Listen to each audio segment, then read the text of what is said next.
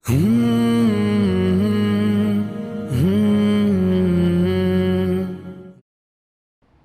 वालेकुम। मैं सबसे पहले शुक्रिया अदा करता हूँ तामीर मिल्लत का और उसके ज़िम्मेदारान का कि मुझे इस काबिल समझे कि मैं आपके साथ अपने कुछ ख़यालात का इज़हार करूँ, शेयर करूँ। और ये मेरे लिए बड़े फ़ख्र की बात है कि मैं सैयद फ़रीदुल्लाह हुसैनी साहब के मेमोरी में जो लेक्चर मुंतखब किया गया है उसमें शिरकत कर रहा हूँ। ये कॉन्स्टिट्यूशन के बारे में कहा जाता है कि the constitution is a living document, और जो साथ चलता है मुल्क की तरक्की में, उसके एवोल्यूशन में और उसके इमर्जिंग मसाइल को हल करने में रहनुमाई करता है। एक थियोरी है जिसे सोशल कॉन्ट्रैक्ट थियोरी कहते हैं, social contract theory of Nations. मुल्क बनता है मुख्तलिफ ख़यालात, मुख्तलिफ एथनिसिटीज़, मुख्तलिफ मज़हब, मुख्तलिफ ज़बानों के बोलने वाले तमाम एक जगह आते हैं और तय करते हैं कि हम एक मुल्क कायम करेंगे और इस मुल्क को हम एक संविधान में, कॉन्स्टिट्यूशन के तहत आगे बढ़ाएंगे। और वो कॉन्स्टिट्यूशन इन तमाम तबकों के, इन तमाम लोगों के दरमियान एक कॉन्ट्रैक्ट होता है, और उस कॉन्ट्रैक्ट को अगर ब्रीच किया जाता है, उस कॉन्ट्रैक्ट को अगर तोड़ दिया जाता है, तो वो एक कौम के ऊपर फ्रॉड की शक्ल इख्तियार करता है। कॉन्स्टिट्यूशन में अमेंडमेंट की भी गुंजाइश है। अमेंडमेंट की गुंजाइश इसलिए है कि जिस वक्त कॉन्स्टिट्यूशन को बनाया गया, कॉन्स्टिट्यूएंट असेंबली डिबेट्स में जब कॉन्स्टिट्यूशन के बनाने वाले हिस्सा लिए, उस वक्त हर आने वाली मुश्किलात, हर आने वाली कैफियत को वो लोग अपने तसव्वुर में रख के उसके लिए इंतज़ाम नहीं कर सकते थे। इसीलिए इंतज़ाम ये किया गया कि कॉन्स्टिट्यूशन में एक फ्लेक्सिबिलिटी बिल्ड की गई कि अगर ज़रूरत पेश आती है तो आगे चल के इस कॉन्स्टिट्यूशन को अमेंड किया जा सकता है। उसका मतलब ये नहीं है कि एक ऐसी सोच जो कॉन्स्टिट्यूशन के प्रिंसिपल्स के खिलाफ मिलिटेट करती है, ऐसी सोच को कॉन्स्टिट्यूशन का हिस्सा बनाया जाए। इसका मतलब ये नहीं है कि जो बेसिक फाउंडेशन के बुनियाद पे कॉन्स्टिट्यूशन को खड़ा किया गया, उस बेसिक फाउंडेशन के ही नक्शे को बदल दिया जाए ऐसे तरीके से कि जो फिर कॉन्स्टिट्यूशन मौजूद रहे, वो कॉन्स्टिट्यूशन पुराने ओरिजिनल कॉन्स्टिट्यूशन की शक्ल से मिलता ना हो। तो ये social theory of contract, social contract theory of Nations जो है, वो कॉन्स्टिट्यूशन के अमेंडमेंट्स को उसके मुताबिक ही चलना चाहिए, वरना कॉन्स्टिट्यूशन में ऐसी तब्दीली आ जाएगी कि एक तबके के ऊपर, कोई भी तबका हो, उसके ऊपर एक किस्म का फ्रॉड परपेट्रेट किए जाने की बात नजर आएगी। आप देखिए, can we have the next slide please. Constitution में, अब यहाँ पे हम सारे कॉन्स्टिट्यूशन की बात नहीं कर सकते हैं, तो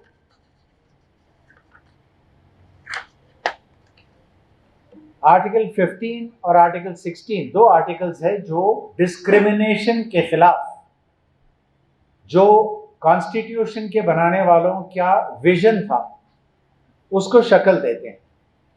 और आप देखते हैं कि पहला कॉन्स्टिट्यूशनल प्रोविजन आर्टिकल 15(1) और 16(1) ये कहता है कि the state shall not discriminate against any citizen on these grounds. ये कौन से ग्राउंड्स है, वहां पे वजाहत की गई। तो ये जब कॉन्स्टिट्यूशन के तहत मुसलमानों के लिए रिजर्वेशंस बनाने की बात हुई, तो वहां पे अदालतों ने कॉन्स्टिट्यूशन के आर्टिकल 15(4) के तरफ तवज्जो दिलाया और बताया कि यहां पे जो लफ्ज है वो है socially and educationally backward classes of citizen. गोया के अदालतों का नजरिया ये था, एक्सक्यूज मी, बात मत करिए, जो सोशली एंड एजुकेशनली, ये लफ्ज एंड पे बहुत अहमियत दी गई, बहुत जोर दिया गया और ये बताया गया कि कॉन्स्टिट्यूशन के तहत, कॉन्स्टिट्यूशन के मुताबिक सिर्फ वो लोग क्वालिफाई करेंगे रिजर्वेशंस के लिए जो सोशली भी बैकवर्ड रहेंगे और एजुकेशनली भी बैकवर्ड रहेंगे। अगर कोई सोशली बैकवर्ड है और एजुकेशनली बैकवर्ड नहीं है तो उसको रिजर्वेशन नहीं मिल सकता। सिमिलरली अगर कोई एजुकेशनली बैकवर्ड है लेकिन सोशली बैकवर्ड नहीं है तो उसको रिजर्वेशन नहीं मिल सकता। यहां पे दो सवाल खड़े होते हैं, सोशल बैकवर्डनेस का मेजर क्या है? आप देखते हैं कि आर्टिकल 15(4) में जो आपके स्क्रीन पे नजर आ रहा है, नथिंग इन दिस आर्टिकल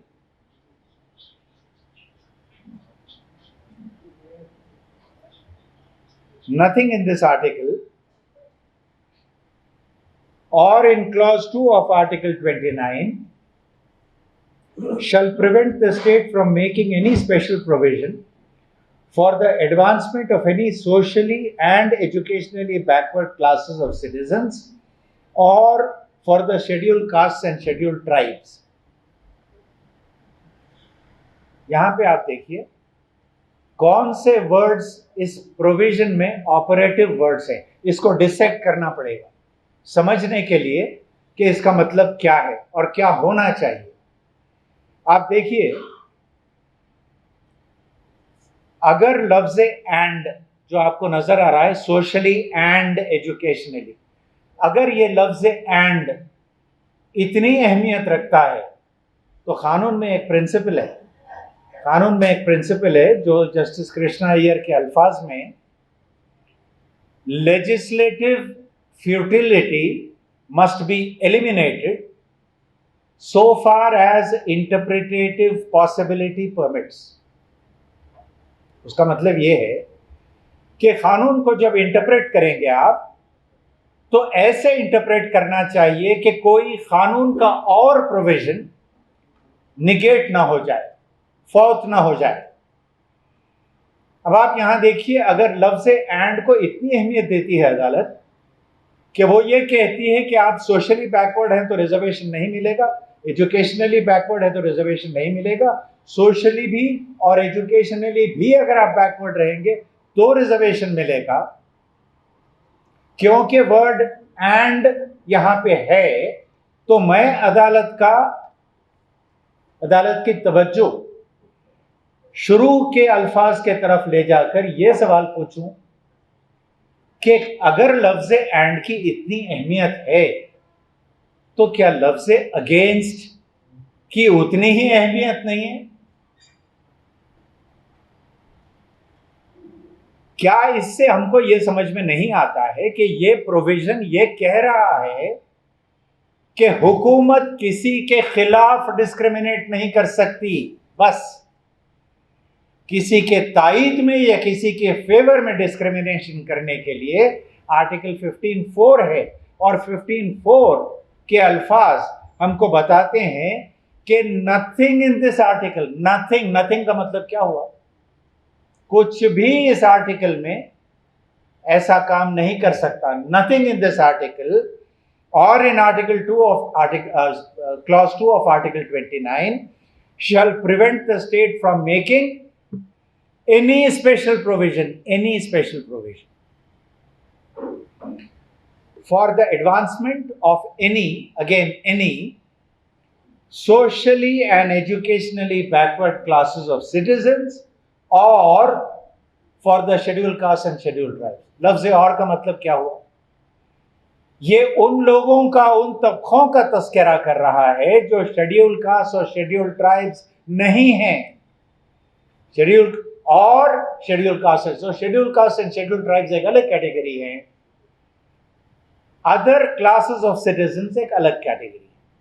और इस आर्टिकल का कोई भी प्रोविजन स्टेट को कोई भी एफर्मेटिव एक्शन लेने से नहीं रोकेगा। ये इंटरप्रिटेशन सही इंटरप्रिटेशन होना चाहिए, लेकिन आप देखिए कि इसका इंटरप्रिटेशन एक अलग तरीके से किया गया। B Archana Reddy and others versus state of AP एक जजमेंट है जिसमें 5 जजेस हमारे हाई कोर्ट के ये करार दिए कि मुसलमानों के लिए रिजर्वेशन करना एक कॉन्स्टिट्यूशन पे फ्रॉड है, ये रिलीजन स्पेसिफिक है और ऐसा नहीं किया जा सकता।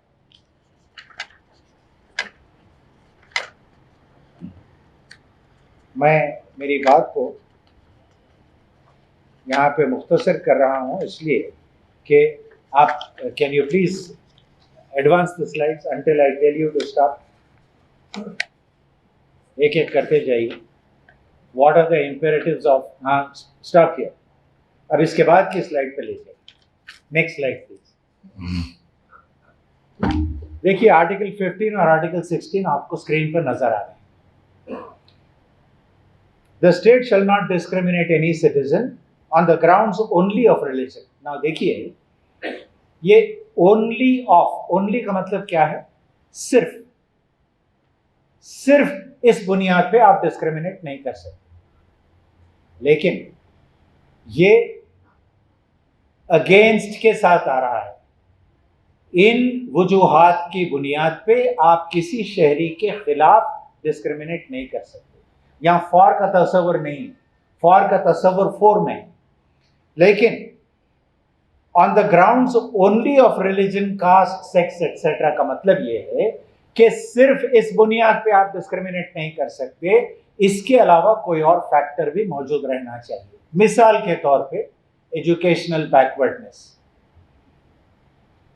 अमीरुल्लाह साहब ने बताया कि आप जैसा जैसा हायर एजुकेशन की तरफ जाते हैं वहां मुसलमानों का प्रेजेंस आपको कम नजर आता है। गवर्नमेंट जॉब्स में आप चपरासी लेवल पे देखें तो आपको बहुत नजर आएंगे, लेकिन अगर आप डायरेक्टर लेवल या सेक्रेटरी लेवल या जॉइंट सेक्रेटरी लेवल देखें तो बहुत कम नजर आएंगे। ये बैकवर्डनेस जो एजुकेशन में है ये सब लोग तस्लीम करते हैं, अदालतें भी तस्लीम करते हैं, लेकिन अदालत इस बहाने इस रिजर्वेशन को शूट डाउन करते हैं। वो कहते हैं कि आप एजुकेशनली बैकवर्ड जरूर हैं लेकिन आप सोशली बैकवर्ड नहीं हैं, जबकि खुद सुप्रीम कोर्ट के नज़ायर मौजूद हैं जो ये कहते हैं कि extreme poverty automatically leads to social backwardness. तो सवाल ये पूछना पड़ता है, क्या अदालतों को इन नज़ायर से वाकिफियत नहीं है? क्या वो नहीं जानते हैं कि सुप्रीम कोर्ट के और दूसरे हाई कोर्ट्स के जजमेंट्स ऐसे मौजूद हैं जिन्होंने ये करार दिया है कि एक्सट्रीम पॉवर्टी, बहुत ज़्यादा गरीबी, एक सबब बन जाती है सोशल बैकवर्डनेस का, यानी गरीब तबके के लोग ऑटोमेटिकली सोशली बैकवर्ड होते हैं। नाउ एक और चीज आप देखिए, please go back, don't change the slides. आप देखिए, इफ यू सी आर्टिकल 16(2) ये पब्लिक एम्प्लॉयमेंट की बात करता है। अब यहाँ ऑपरेटिव वर्ड्स देखिए जो आपके स्क्रीन पे राइट साइड पे नजर आ रहे हैं। ये against, only of, only of का मतलब ये नहीं है कि अगर एक तबका मुसलमान ही है तो उसके फेवर में आप डिस्क्रिमिनेट नहीं कर सकते, उसका मतलब ये नहीं।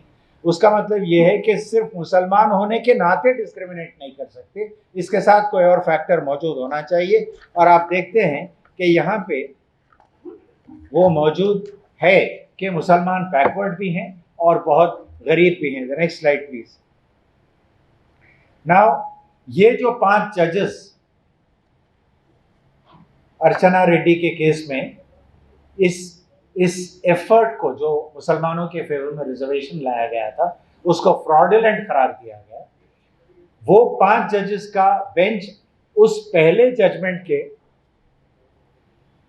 साथ भी वाकिफियत रखता था जो मुरलीधर का केस है ये, जिसमें ये बताया गया सुप्रीम कोर्ट के जरिए कि the government forthwith initiate the process of reconstituting the Andhra Pradesh Backward Classes Commission within a period of 3 months and seek the opinion of the commission for inclusion of the Muslim community. Now Supreme Court बोलता है Muslim community को reservation में शामिल करने के लिए backward classes commission को हिदायत दी जाए।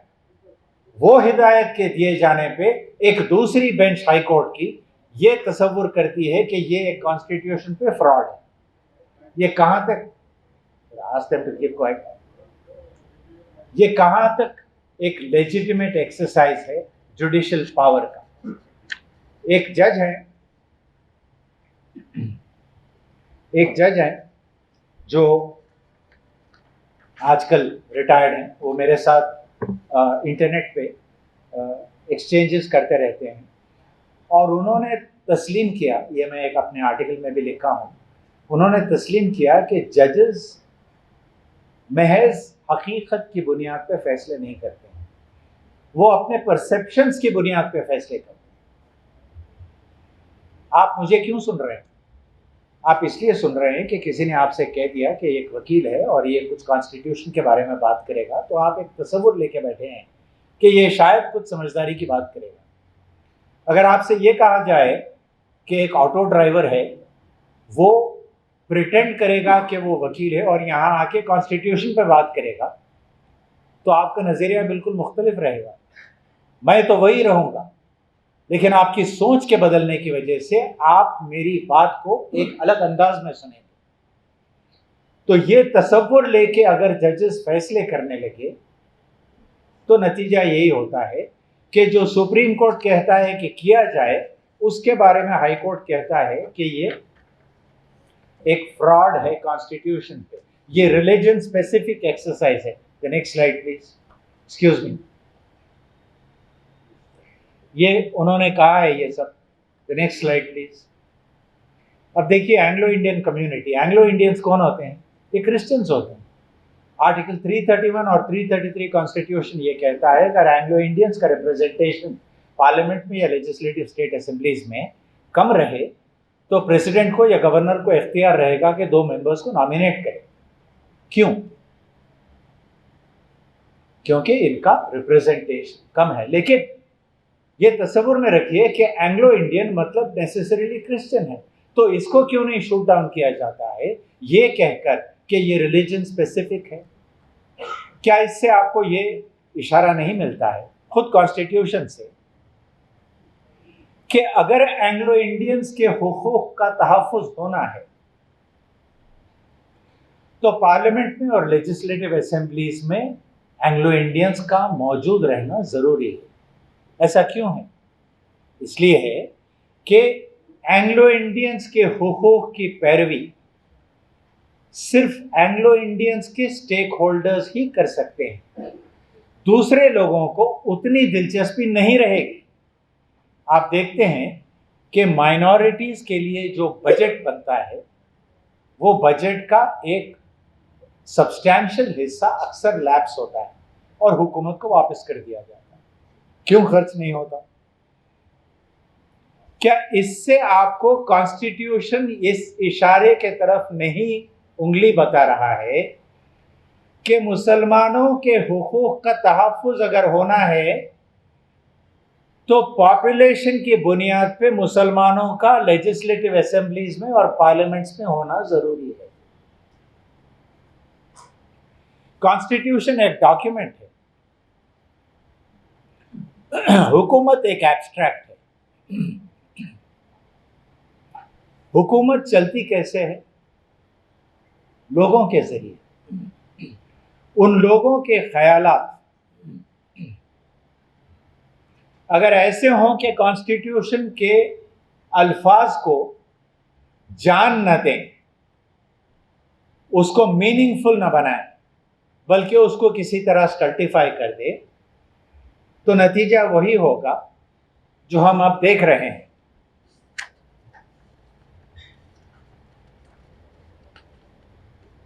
Next slide please. ये सुप्रीम कोर्ट के अल्फाज हैं, रिजर्वेशंस फॉर मुस्लिम्स और सेक्शंस और groups among them in no manner militate against secularism which is part of the basic structure of the constitution। जब सुप्रीम कोर्ट ये कहता है तो हाई कोर्ट को इख्तियार कहां से मिलता है कि ये कहे कि मुसलमान के लिए रिजर्वेशन करना कॉन्स्टिट्यूशन पे फ्रॉड है, रिलीजन स्पेसिफिक एक्सरसाइज है। ये आप लोगों में जिनको दिलचस्पी है ये प्रेजेंटेशन आप हासिल कर सकते हैं, इसलिए मैं इस बात को और तवील नहीं करूंगा, लेकिन कुछ बातें अर्ज करना चाहता हूँ। 37 साल पहले सैयद खलीलुल्लाह हुसैनी साहब से मैं पहली बार मिला था और इस बात से बहुत मुतासिर हुआ कि बीमारी की हालत में इमोबाइल होने के बावजूद वो बराबर अपने उस काम को अंजाम दे रहे हैं जिस काम को वो लेकर आगे बढ़े। इतना रेजोल्यूट आदमी, हर ऑड्स के खिलाफ लड़ने वाला, ऐसा आदमी ही ऐसे इंस्टीट्यूशन का फाउंडेशन डाल सकता है। दूसरे, मैं उनके खानदान के कई अफराद से मिला हूं और जानता हूं, और कहीं भी मैंने इतने पॉजिटिव और खुश अखलाक लोगों से मुलाकात नहीं की। चाहे अपनी जिंदगी में कुछ भी हो, हमेशा उनके चेहरे पे मुस्कुराहट देखा हूं। किसी भी वक्त लिटरली पेशानी पे बल नहीं आता। आप टेलीफोन करें तो टेलीफोन के उठाने के, जो सलाम करने के अंदाज से लेके मिले वक्त जो खुलूस आपको मिलता है वो मैंने कहीं नहीं देखा। ये मैं खलीलुल्लाह हुसैनी साहब के लेक्चर है इसलिए नहीं कह रहा हूँ। I have never seen anybody, any family whose members were so positive, always smiling regardless of what they went through। आप इमेजिन करिए, अपने घर के सरपरस्त को बार बार आप जेल जाते हुए देखते हैं, बीमारी में मुब्तला देखते हैं, सेहत को बिगड़ते हुए देखते हैं, हुकूमत को उनके खिलाफ खड़े देखते हैं, आपकी हिम्मत पस्त नहीं होती। बावजूद उसके आप अलम बरदार की तरह उस अलम को लेकर आगे बढ़ते हैं जो आपके फैमिली के प्रेडिसेसर, जो आपकी फैमिली के रहनुमा, जो मुल्क के रहनुमा अंजाम देते आए हैं। ये मामूली बात नहीं है, बहुत बड़ी सैक्रिफाइसेस की बात है। कोई भी बुलंद बाला इमारत को आप देखिए, उसका पाया बड़ा मजबूत होता है, और उस पाए को मजबूत बनाने के लिए कई ऐसे पत्थर जो इमारत में नजर नहीं आते उनको दफन होना पड़ता है। वो नजर नहीं आते, लेकिन वो पाया बनते हैं जिसके मजबूती पे, जिसकी ताकत की बुनियाद पर इमारत खड़ी होती है। और खलीलुल्लाह हुसैनी ऐसे शख्स, एक जजमेंट हासिल करने की कोशिश में, एक मुकदमे में, एक बहस के दौरान मैंने एक वाक़या बयान किया था, वो आपके सामने रखता हूँ। आप लोग कई उसमें से उससे वाकिफ होंगे, लेकिन जो नहीं है उनके लिए।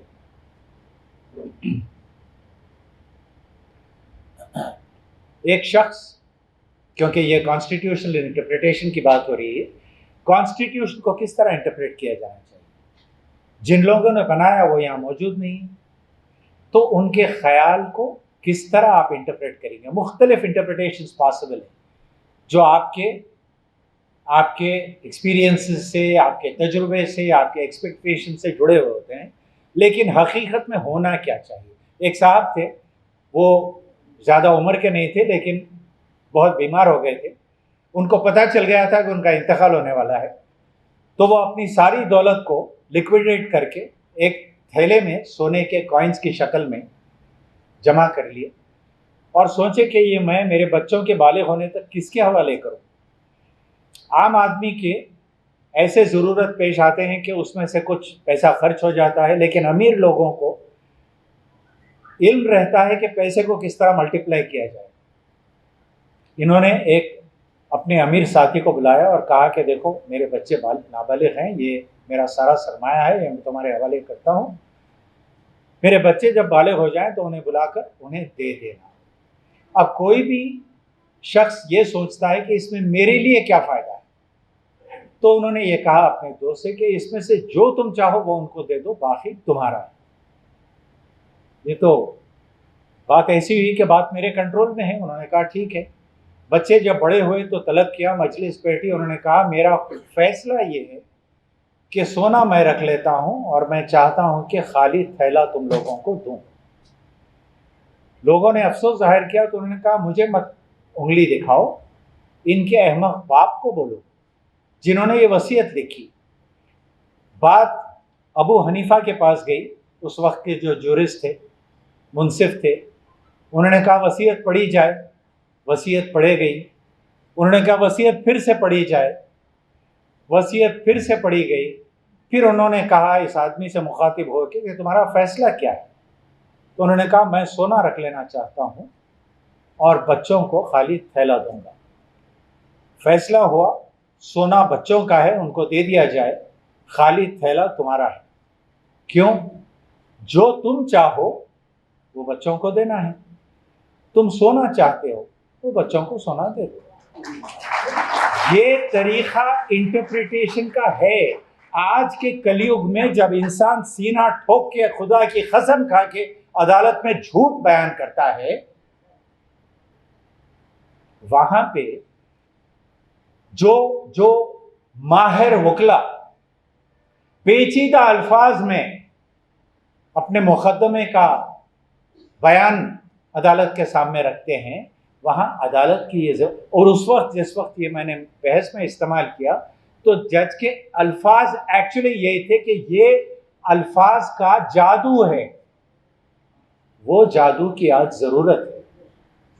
वो वसीयत तो एक मरहूम आदमी की थी, लेकिन ये कॉन्स्टिट्यूशन तो एक जिंदा डॉक्यूमेंट है। इसका इंटरप्रिटेशन में हम देखना चाहते हैं कि अदालत इसके इंटरप्रिटेशन के तरफ वो नज़रिया लाए, वो अप्रोच लाए जो कॉन्स्टिट्यूशन के फ्रेमर्स के विजन को जान दे और हमारे मुल्क को तरक्की तरफ ले जाए, ना कि मुल्क को टुकड़ों टुकड़ों में बांटने की वजह बने।